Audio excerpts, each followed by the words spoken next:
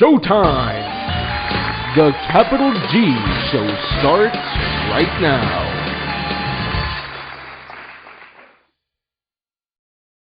What's up YouTube, Capital G here. So guys, I've seen a lot of YouTubers talking about the War Gods archetype coming out in Judgment of the Light, and it's got me pretty intrigued on it. So I went ahead and looked these up. Now for disclosure, gotta preface all my comments by saying I've never been too high on getting hyped up on OCG archetypes. You know, I always distinguish the difference between the TCG and the OCG. What you do in the OCG, quite frankly, doesn't mean a damn thing to me. You know, I judge your competitiveness by our standards, because if I had a nickel for every hype deck coming out of Japan that flopped, I'd be a very, very rich man.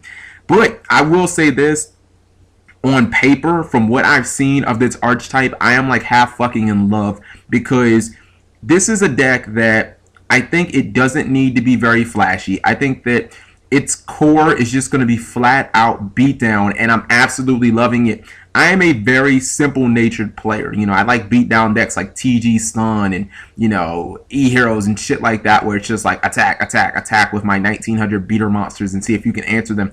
And that's how this deck looks like it's going to be, you know, comprised. You know, some of the things that I instantly noticed right off the top was, first off, all the War Gods are light. Okay, that means that probably Honest is a very viable option, much like in decks like Watts and Worms. I noticed that a lot of these monsters are either Beast or Beast Warrior. You know, Yamato, Murakumo, Hetsuka, they're all Beast or Beast Warrior type. Okay, so that instantly means that Horn of the Phantom Beast becomes a very viable option too, much like in decks like Fire Fist or TG Stun. Okay, I'm liking where things are going.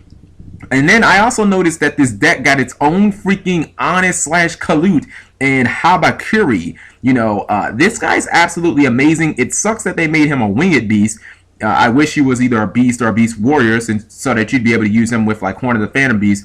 But it's a 1600 beater, level 4, and you basically can discard it to the graveyard, you know, anytime a War God monster battles another monster, and it doubles their attacks. So without knowing anything else about the archetype or how the deck actually competitively runs, quite frankly, sign me up, because the info structure looks like it's in place for you to be a really good, solid, anti-meta, slow-paced deck that is going to completely control the battle phase, and that's something that I absolutely love. I mean, when you basically have 4 copies of Honest in your deck that you can use with any monster, you have Horn of the Phantom Beast, which you can probably run in 2s and 3s. I mean, I just don't understand how this deck is going to get overwhelmed in the battle phase. I mean, this basically seems like it's going to have more battle phase tricks than any deck in all of Yu-Gi-Oh! It basically reminds me of, you know, old school Lights one, when everything was at 3 and you had 3 copies of Honest, and then you had 3 copies of Necro Gardener and Gores, and it was like you basically couldn't attack Lights one ever, because,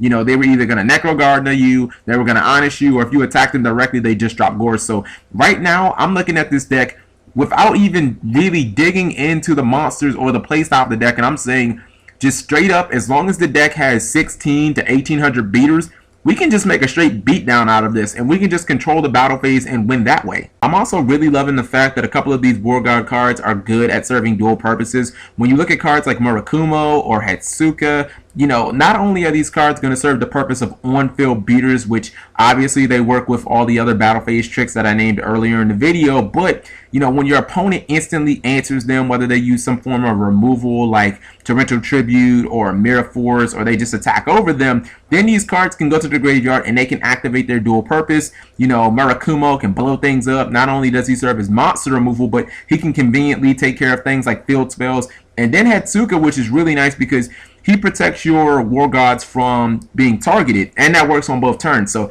your opponent can't use that BLS, that Dark Arm Dragon, that Bear, or something like that, you know, in addition to common cards like Dimensional Prison or Forbidden Lance. So, you know, I look at their monster lineup, and honestly, without any other cards, you know, their monster lineup is absolutely sick. I mean, Yamato is an absolute behemoth of a card because, you know, he seems to be your standard summon. You know, he's got 1800. He acts as Foolish Burial so that you can instantly ditch a Murakumo in the graveyard, start going plus there. You know, you have a Hetsuka that you can dump so that your Yamato turn 1 is basically protected from being targeted. Now, I would be remiss, and I feel like I'd be doing a disservice if I didn't talk about the absolutely fantastic War God Exceed monster. He's rank 4. He requires 2 level 4 War Gods to make, which should be relatively easy considering they're all level 4s. This guy has 2400 attack, which is really solid for rank 4, and he can attack every monster on your opponent's side of the field during the battle phase. That's going to be absolutely game breaking when you combine that with Horn of the Phantom Beast, Honest, or Habakuri. And he's going to be +1 when you summon him, considering that you can simply detach a material and you can get any War God from your deck.